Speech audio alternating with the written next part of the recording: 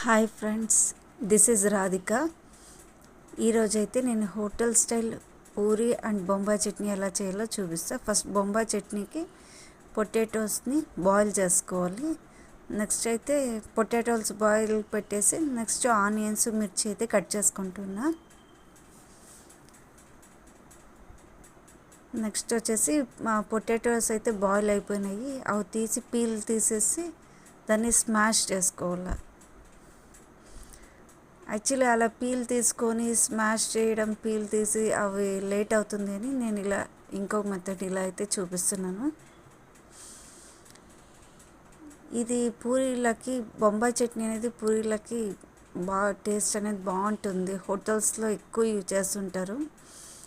Same as it is వాళ్ళు ఎలా చేస్తారో అలాగే చేసి చూపిస్తున్నాను. ఈ పొటాటోలో పీల్ తీసుకొనేసి స్మాష్ చేసేసి నెక్స్ట్ పావు కిలో పొటాటోస్కి 2 స్పూన్స్ శనగపిండి తీసుకొని కొద్ది వాటర్ వేసి దోశ బ్యాటర్ ఇంకా లూజ్గానే కలిపి ఉంచుకోవాలి. నెక్స్ట్ ఒక కడాయి పెట్టేసి దాంట్లోకి ఆయిల్ 3 టేబుల్ స్పూన్ల ఆయిల్ వేసి పోపు దినుసులు, నెక్స్ట్ ఆనియన్స్, కరివేపాకు, గ్రీన్ మిర్చి వేసి వేగనివ్వాలి. నెక్స్ట్ కొద్ది పసుపు,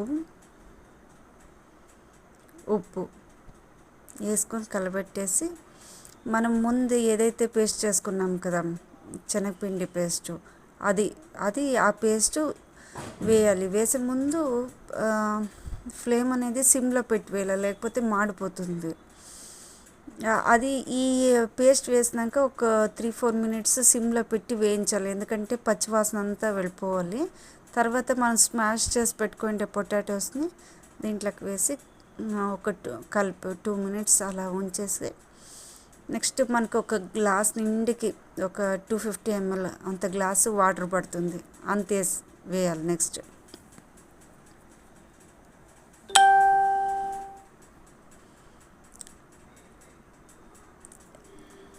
కన్సిస్టెన్సీ ఎలా ఉండాలంటే కొంచెం మరీ థిక్ కాకుండా ఒక 250 ml వాటర్ వేసి చూడండి, నేను ఎలా చూపిస్తాను అంత కన్సిస్టెన్సీ అలా చేసి ఒకసారి బాయిల్ రానివ్వాలి అంతే. ఎక్కువ బాయిల్ వద్దు, ఒకసారి బాయిల్ వచ్చేస్తే కొత్తిమీర వేసేసి స్టవ్ ఆఫ్ చేసేది అంతే. ఇదైతే బొంబాయి చట్నీ అయితే రెడీ అయిపోయింది అంతే. చూడండి నెక్స్ట్ పూరి ఎలా చేయాలో, పూరి మనకి బాల్స్ లాగా ఎలా రావాలంటే చిన్న టిప్స్తో పూరి ఎలా చేయాలో చూపిస్తాను. నార్మల్గా గోధుమ పిండి తీసుకుని కొద్ది సాల్ట్ వేసుకొని బాగా కొద్ది వాటర్ వేసుకొని బాగా స్మాష్ చేసుకుంటే కలుపుకోవాలి.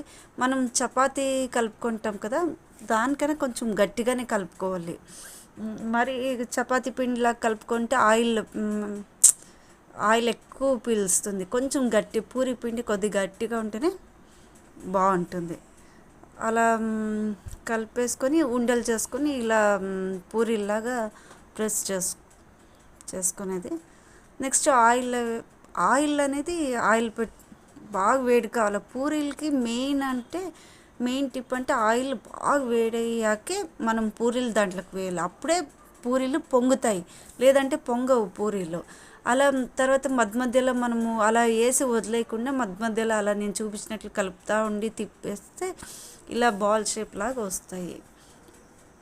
చూడండి ఇలా ఈ మెథడ్లో చేసే పూరీలు సాఫ్ట్గానే ఉంటాయి, బాల్ షేప్ కూడా వస్తాయి.